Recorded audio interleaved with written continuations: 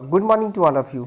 आज हम इस वीडियो में आपको बताऊंगा जो CSIR की तरफ से फॉर्म निकली हुई है उसके बारे में पूरी डिटेल कि क्या है ये CSIR और ये फॉर्म कौन कौन भर सकते हैं, इनका लास्ट डेट क्या है और क्या क्या एलिजिबल क्राइटेरिया है और एप्लीकेशन फ़ीस क्या है और इस तरह की पूरी डिटेल मैं आपको पूरी वीडियो में बताऊंगा। तो आप मेरी वीडियो के एंड तक बने रहें, आपको फुल डिटेल बताऊंगा। बहुत ही अच्छी पोस्ट है, बहुत ही अच्छी कंपनी है और ये गवर्नमेंट कंपनी है और एक सेंट्रल लेवल की कंपनी है। ठीक है, तो चलिए शुरू करते हैं। शुरू करने से पहले मैं आपसे रिक्वेस्ट कर रहा हूँ, अगर आप मेरी यूट्यूब चैनल टच एग्जाम में नहीं हो तो प्लीज़ आप मेरे चैनल को सब्सक्राइब करना और बेल आइकन को दबाना ना भूलें, जिससे कि आपको जॉब से रेगुलर अपडेट मिलती रहे।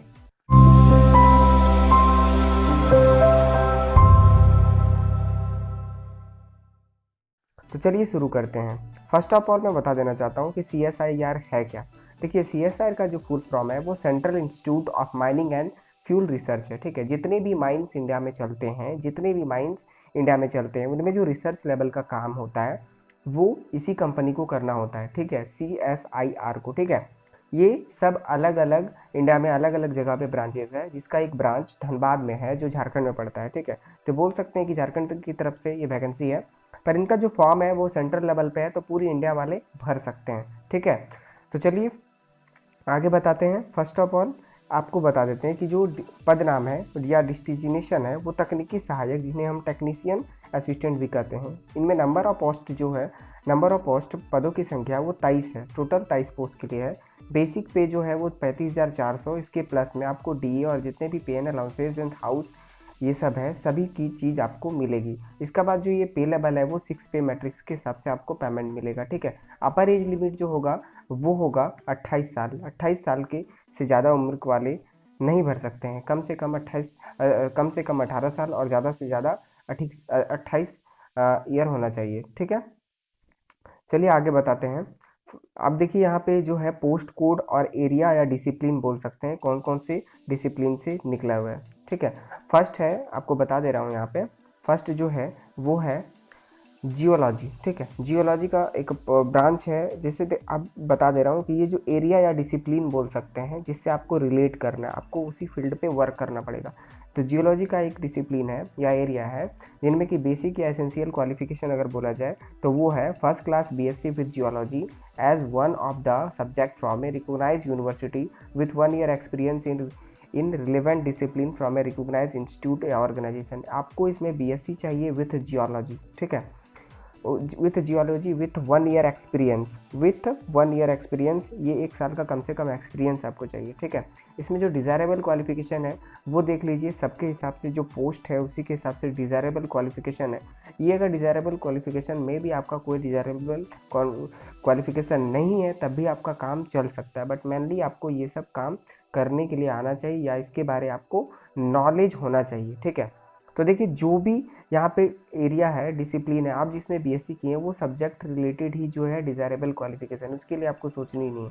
ठीक है, अगर आपके पास BSc जियोलॉजी है तो आप आराम से फॉर्म भरिए। डिज़ायरेबल क्वालिफिकेशन कोई बड़ी बात नहीं भी है तब भी आपका काम चलेगा, और डिज़ायरेबल क्वालिफिकेशन फील्ड से ही रिलेटेड मांगा है, जो आपका सब्जेक्ट है मेन पेपर उसी से रिलेटेड। तो इसमें जो नंबर ऑफ पोस्टेज है वो मैं बता देता हूँ। जनरल के लिए 3 पोस्ट है, OBC के लिए 1 और SC के लिए 1 है। ठीक है, चलिए नेक्स्ट में चलते हैं। नेक्स्ट पोस्ट है केमिस्ट्री का वो उनमें जो चाहिए वो होना चाहिए BSc विथ फर्स्ट क्लास होना चाहिए और 1 year one of the subject from recognise university with 1 year experience. Sir इसमें 1 साल का एक्सपीरियंस, इसमें भी 1 साल का एक्सपीरियंस चाहिए और डिज़ायरेबल क्वालिफिकेशन है जो वो आप मेरे नोटिफिकेशन से देख लीजिए। मैं आपको यहाँ वीडियो लंबा ना हो जाए इसके लिए मैं शॉर्ट में डिस्क्राइब कर रहा हूँ। आपको अगर पढ़ना है तो डिस्क्रिप्शन में लिंक दिया हुआ हूँ, सभी चीज़ का लिंक, ऑफिशियल नोटिफिकेशन और जो फॉर्म कैसे अप्लाई करना है उसका भी। ठीक है, तो इसमें जो टोटल पोस्ट है वो 3 पोस्ट के लिए आया है, जनरल के लिए, OBC के लिए 1 और SC के लिए 1 पोस्ट है। चलिए नेक्स्ट पोस्ट के लिए चलते हैं, वो है जियोलॉजी का पोस्ट। ठीक है, जियोलॉजी डिसिप्लिन। ठीक है, इसमें जो है इसमें चाहिए क्या, फर्स्ट क्लास BSc होना चाहिए और विथ 1 ईयर एक्सपीरियंस, मतलब एक्सपीरियंस इसमें भी चाहिए, और डिज़ायरेबल क्वालिफिकेशन जो है वो फील्ड से रिलेटेड है। ठीक है, इनमें जो पोस्ट है EWS इकोनॉमिकली वीकर सेक्शन का 1 पोस्ट है और ST के लिए 1 पोस्ट है। ठीक है, नेक्स्ट है माइनिंग इंजीनियर।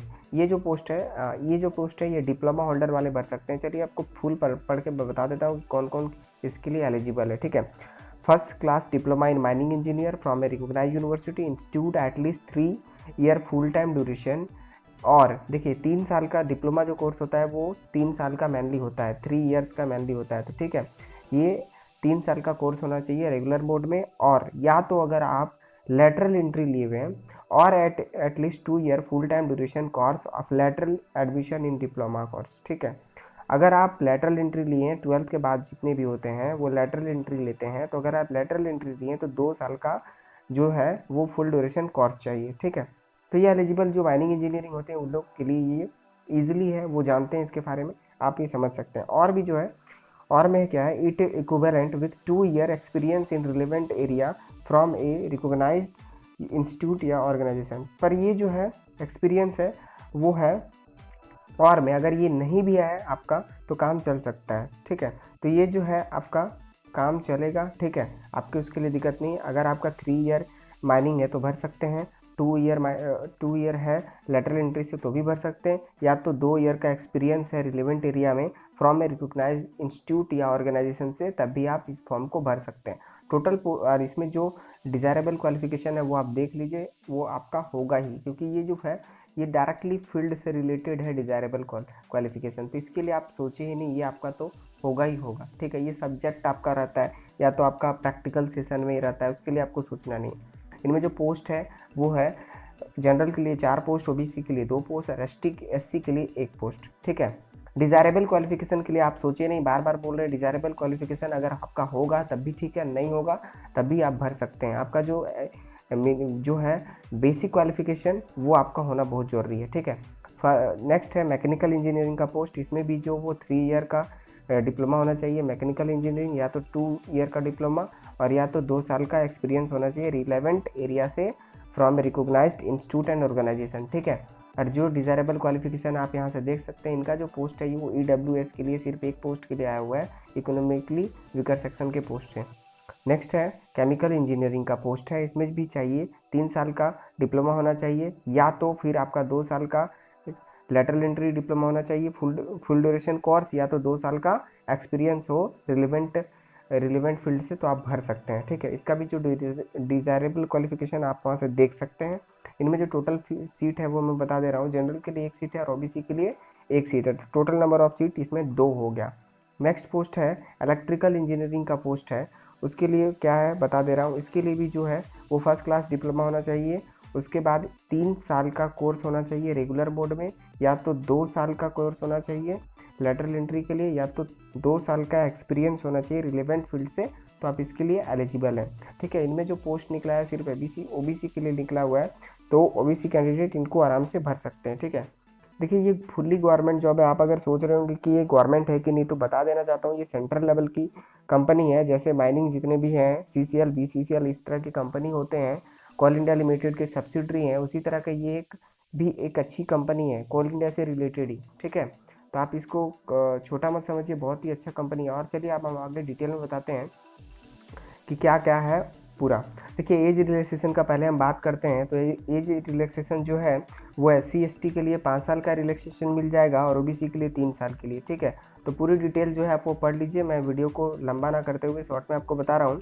नेक्स्ट जो है वो मैं आपको बता रहा हूँ एप्लीकेशन फ़ीस आपको कितना लगना है और एप्लीकेशन फ़ीस आपको कैसे देना है। ठीक है, एप्लीकेशन फ़ीस जो होगा वो 100 रुपया होगा, 100 रुपीज़ ऑनली देना है। ठीक है, तो एप्लीकेशन फ़ीस जो देना है वो कैसे वो बता दे रहा हूँ। कैंडिडेट आर रिक्वायर्ड टू पे an application fee non refundable of 100 rupees only, 100 rupees आपको पे करना है। ठीक है, payment must be made through SBI payment gateway only available at CIMFR website. ठीक है, इनके जो वेबसाइट में दिया हुआ है आप वहीं से पे करेंगे, जो इसका ऑफिशियल वेबसाइट है वो उसका लिंक यहाँ प्रोवाइड कर दिया है, नहीं तो मैं डिस्क्रिप्शन में इनका लिंक है जो मैं प्रोवाइड कर दूंगा, डायरेक्ट आप वहाँ पे क्लिक कर रीडायरेक्ट होकर पेमेंट कर सकते हैं। ठीक है, नहीं तो आप ऑफिशियल साइट पर जाइए, ऑफिशियल साइट पे पेमेंट कीजिए। ठीक है, पेमेंट कर जो आपका वहाँ से रिसिप्ट निकलेगा, रिसीविंग को जो है वो आवेदन के साथ भेजना है। ठीक है, ऑफलाइन आपको अप्लाई करना है, पूरी डिटेल में बता रहा हूँ, वीडियो में आगे मैं बताऊँगा।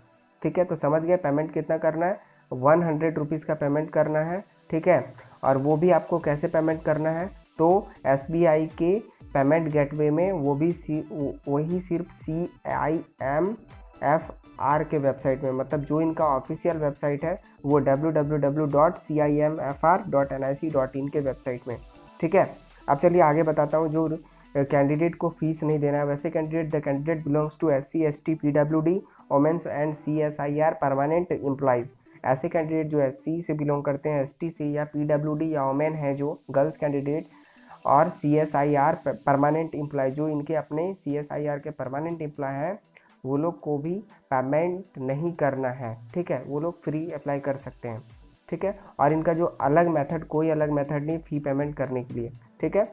अब देखिए मैं आगे बता दे रहा हूँ, इनका जो लास्ट डेट है वो 25 जुलाई 2020 है, ठीक है। लास्ट डेट जो है वो 25 जुलाई 2020 है, ठीक है। और मैं चलिए आगे बताता हूँ आपको। अब आपको अप्लाई कैसे करना है वो मैं बता दे रहा हूँ कि आपको अप्लाई कैसे करना है। तो अप्लाई करने के लिए आप सिंपली क्या करेंगे, इनके जो वेबसाइट है ऑफिशियल वेबसाइट, वहाँ पे क्लिक करेंगे, या डिस्क्रिप्शन में लिंक दिया हुआ है, आप वहाँ से भी क्लिक कर सकते हैं। देखिए क्या है, एलिजिबल कैंडिडेट में विजिट CIMFR वेबसाइट, या तो ये जो लिंक दिया हुआ है यहाँ से आप जा सकते हैं, and download the application form from application in the preceded format may be submitted on A4 size thicker xerox page, ठीक है। आपको क्या करना है, इनका जो एक फॉर्म है, फॉर्मेट बनाया हुआ, वो मैं फॉर्मेट को भी दिखा दे रहा हूँ कि वो फॉर्मेट किस तरह पे, आप वहाँ पे ऑफलाइन उस फॉर्मेट को भरेंगे। उसके बाद आप अपने जो है इंडियन पोस्ट, उससे आप पोस्ट कर देंगे इनके एड्रेस में, इनका जो ऑफिशियल एड्रेस है वहाँ पे, ठीक है। तो चलिए मैं आगे बता रहा हूँ। और एक चीज़ ध्यान रखिएगा, जो भी आपका CGPA या SGPA या OGPA होगा, उनको आप परसेंटेज में चेंज कर लिखेंगे, ठीक है। आपका अगर CGPA में दिया हुआ तो आप उसको जो कन्वर्जन रूल के हिसाब से उसको चेंज करेंगे परसेंटेज में और देंगे, क्योंकि यहाँ पे डायरेक्टली लिख दिया है कि candidate are requested to convert the same into percentage based on the formula as per guideline of the university या इंस्टीट्यूट, जो भी है उसके हिसाब से चेंज करेंगे, ठीक है। अब देखिए कहाँ आपको भेजना कहाँ है वो मैं बता दे रहा हूँ, ठीक है। आपका जो ऑफिशियल वेबसाइट है भेजने के लिए, अगर आप हिंदी से लिख रहे हैं तो आप ये एड्रेस लिखेंगे, प्रशासनिक अधिकारी CSIRFR केंद्र, खनन एवं ईंधन अनुसंधान बरवार रोड, धनबाद 82,601। आप इस एड्रेस पे रजिस्टर्ड पोस्ट या स्पीड पोस्ट के माध्यम से 25/7/2020 संध्या 5 बजे से 5:30 बजे से पहले आपको वहां तक पहुंचाना है। तो आप वो लास्ट डेट का वेट ना करें, आप जितना जल्दी हो सके आप अप्लाई कर दें, ठीक है। फॉर्म को भरकर आप डाउनलोड कर लें, और अगर इंग्लिश से आप अगर लिखना चाहते हैं तो आप यहाँ से लिख सकते हैं, ठीक है। यहाँ से आप एड्रेस देखकर लिख सकते हैं, that administrative office, central institute and mining and fuel research, Barwa road, Dhanbad 826001 Jharkhand. और लास्ट डेट जो है वो ध्यान में रखकर आप कीजिएगा, ठीक है। इनमें कौन कौन सा डॉक्यूमेंट देना है वो मैं पहले बता दे रहा हूँ। जितना भी आप डॉक्यूमेंट देंगे, जेरोक्स वाले डॉक्यूमेंट देंगे, उनमें क्या करेंगे, जितना भी डॉक्यूमेंट आप भेजेंगे, या तो क्वालिफिकेशन के लिए एसेंशियल क्वालिफिकेशन, या तो एक्सपीरियंस का, उसमें आप सेल्फ अटेस्टेड करेंगे। मतलब जो भी डॉक्यूमेंट होगा, डॉक्यूमेंट के नीचे अपना साइन जरूर करेंगे, सेल्फ अटेस्टेड होना चाहिए। पासपोर्ट साइज जो फ़ोटो है वो आप इनके फॉर्म में अटैच करेंगे। अगर फॉर्म में फ़ोटो अटैच नहीं रहेगा तो फिर ये रिजेक्ट कर दिया जाएगा, क्योंकि यहाँ डायरेक्टली लिख दिया है, क्या लिखा है मैं आपको बता दे रहा हूँ। क्या पासपोर्ट आकार के रंगीन फ़ोटो आवेदन फॉर्म और अनुलग्न को 2 पर चिपकाएं और हस्ताक्षर passport size photo colour photo paste on the application form and sign across in full, ठीक है। जो भी फॉर्म में साइन है वो आपको भी फॉर्म दिखा दे रहा हूँ मैं, फॉर्म आप देख लीजिए कि कैसा है फॉर्म, ठीक है।